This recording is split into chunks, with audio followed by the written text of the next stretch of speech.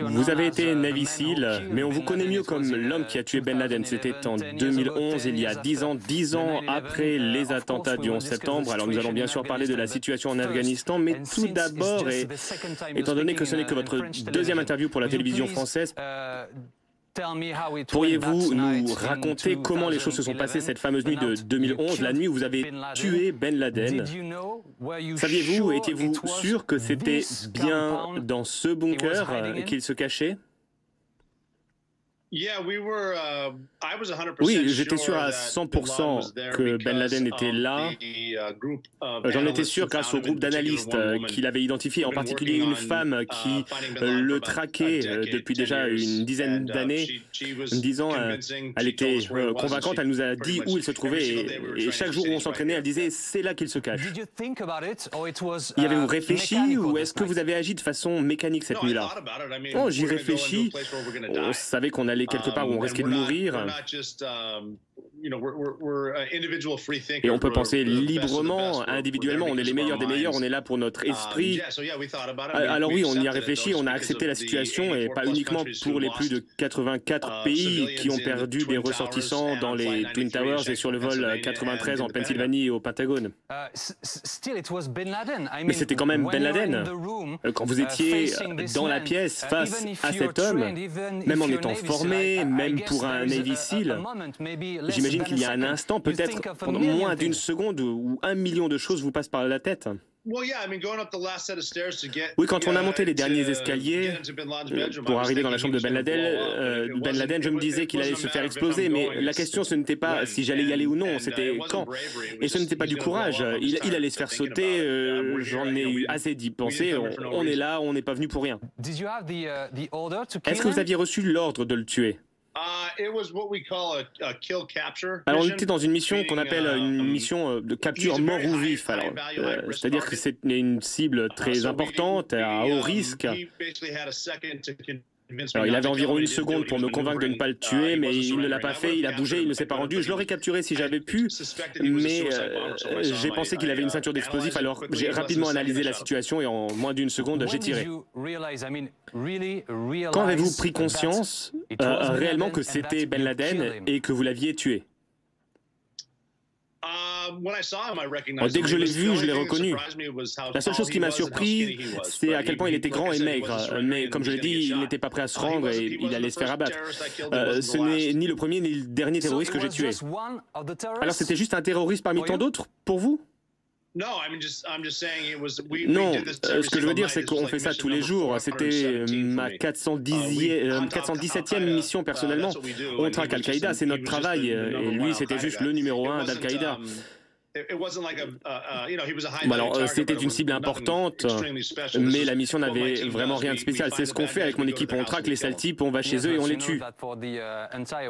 Oui, mais vous savez, pour le reste du monde, c'était spécial. C'est ce pourquoi on vous connaît. Vous savez, le collègue devant moi est allé dans une direction, je suis parti de l'autre côté pour le couvrir et je suis tombé sur Ben Laden. Ce n'était pas censé être forcément moi, j'étais juste au bon endroit au bon moment. Vous savez que beaucoup de personnes pensent que vous ne l'avez pas tué, qu'il est quelque part en prison. Ouais, peu importe, je l'ai tué, je l'ai vu, il est mort. Et concernant la cérémonie sur le bateau, que pouvez-vous nous en dire?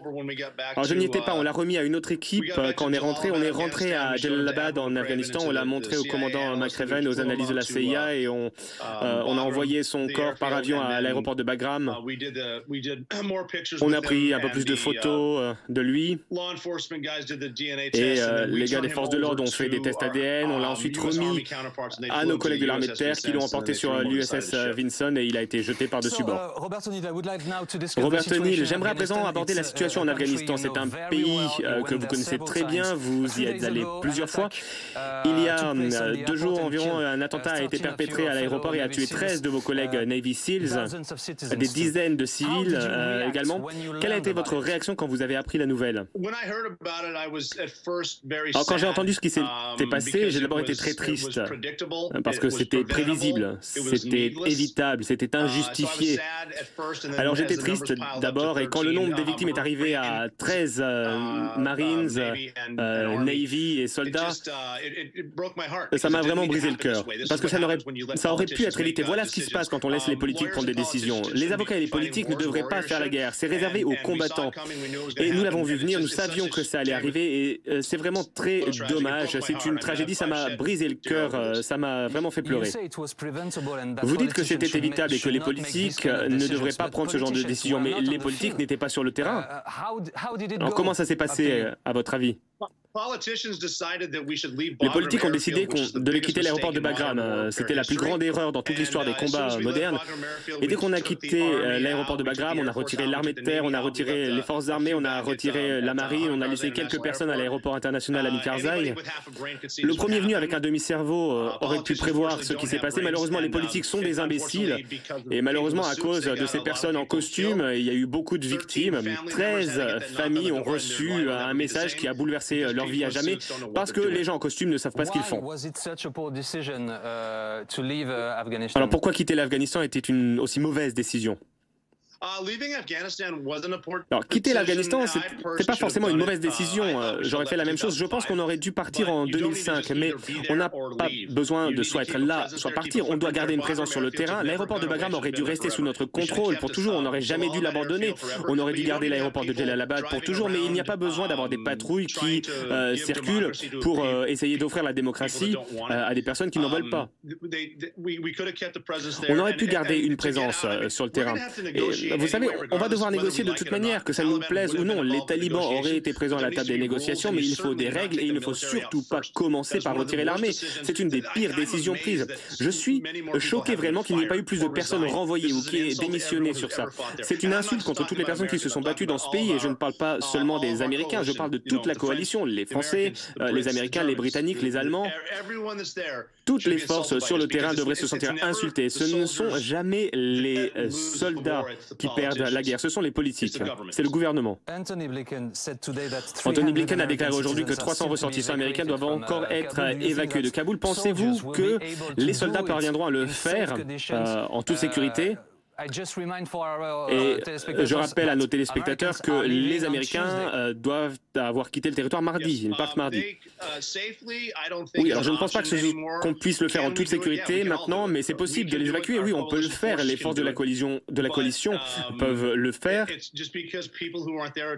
Mais c'est juste qu'il y a des personnes qui ne sont pas sur le terrain et qui prennent de terribles décisions. C'est ce qu'elles font, elles prennent des mauvaises décisions depuis toujours et pour toujours. Ce que vous qualifiez de mauvaise décision, on pourrait voir ça comme une décision prise à la hâte. Pourquoi une telle hâte, à votre avis ? Pourquoi est-ce qu'on part aussi vite ? Oui, pourquoi les Américains ont-ils décidé de partir aussi vite ? C'est à cause des promesses de campagne faites par Joe Biden. Et en gros, il n'a jamais pris une bonne décision forte en matière de politique étrangère. Il a pris cette décision à cause des élections, il a décidé de rapatrier les troupes, il l'a fait à la hâte parce qu'il est mal conseillé, et il a du sang sur les mains. Et aujourd'hui, quand on écoute les politiques, ils disent « Ah, ça s'arrête là, c'est la fin, mais... » Et dès qu'on dit « mais », ça ne s'arrête pas vraiment, c'est du mensonge. Et c'est ce qui s'est passé, ça ne s'est pas vraiment arrêté, ça aurait dû s'arrêter avec lui, mais ça continue. Alors lui, il s'en moque, il espère que tout le monde oubliera ça, mais ces 13 familles ne vont pas oublier ce qui s'est passé. Leurs proches sont morts pour rien, ça n'aurait pas dû arriver. En France, il y a un débat politique sur l'accueil des réfugiés. Avez-vous le même débat sur l'accueil de réfugiés afghans aux États-Unis? Alors, je suis sûr qu'il y a un débat. Je pense qu'on devrait toujours accueillir les réfugiés, mais il faut le faire correctement et dans le respect de la loi. Je suis convaincu que la majorité des personnes sont de bonnes personnes. La majorité des personnes partout, même dans les zones de guerre, les gens veulent juste vivre leur vie, reprendre leur vie. Et si les personnes qui viennent de zones de guerre comme l'Afghanistan, l'Irak et la Syrie veulent améliorer leur vie, avoir une vie meilleure, je leur dis bienvenue, elles devraient pouvoir le faire. Mais ça doit être fait dans l'ordre. Et je pense que le débat commence quand c'est le chaos absolu. Et une fois de plus, les politiques s'en moquent totalement. Tout ce que veulent les politiques, c'est gagner des voix. Craignez-vous qu'à l'avenir, l'Afghanistan devienne un refuge où les terroristes prépareront des attaques? Alors, malheureusement, oui. Maintenant que les talibans sont au pouvoir, que Daesh et Al-Qaïda ont le champ libre, oui. Il va y avoir des camps. Et une fois de plus, pour revenir à la crise des réfugiés, vous savez, sur 100 bons réfugiés, il y a toujours une mauvaise personne qui arrive. Et tout ce qu'il leur faut, tout ce qu'il faut aux terroristes, c'est réussir à passer une fois. C'est la triste vérité. Les terroristes vont s'entraîner. Il va y avoir de nouvelles attaques contre l'Occident, des attentats en Europe et aux États-Unis. Tout ça à cause de très mauvaises décisions politiques prises par de mauvais politiques. Robert O'Neill, un dernier mot, une dernière question. On a tous vu des films sur les grands combattants tels que vous, mais on ne sait pas exactement ce que l'on ressent quand on rentre après avoir été dans une zone de guerre. Pouvez-vous nous dire ce que ça fait de rentrer chez soi après avoir été un soldat en Afghanistan ou au Pakistan? Bien sûr. Alors, merci beaucoup pour le compliment. Merci de m'appeler un combattant, mais je ne me suis jamais vu comme un combattant. Je suis une personne qui comprend les choses, qui sait comment les choses fonctionnent, une personne qui sait dire les choses telles qu'elles sont. Et les hommes et les femmes qui se battent sont pareils. On veut faire les bonnes choses pour tout le monde et encore aujourd'hui, vous savez, notre coalition, notre mode de vie, notre idéologie, l'idéologie de l'Occident, on est les bons. Alors, revenir dans le secteur privé, c'est difficile, évidemment. Après avoir été en guerre, c'est difficile de retrouver une vie normale. Mais à part les réseaux sociaux et, sauf votre respect, la télévision, tout le monde est très sympa. Et je suis ravi de les rencontrer. Je suis toujours optimiste. Aujourd'hui, je suis un peu de mauvaise humeur à cause de ce qui se passe en Afghanistan, mais je crois réellement en la bonté de l'humanité, au fait que les gens sont bons.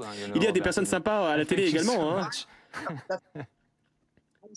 Oui, c'est pour ça que je disais, sauf votre respect. Je ne sais pas exactement comment le dire sans avoir l'air méchant. J'ai bien compris. Merci beaucoup, Robert O'Neill, d'avoir répondu à nos questions pour BFM TV. Merci. Merci pour votre accueil. Merci.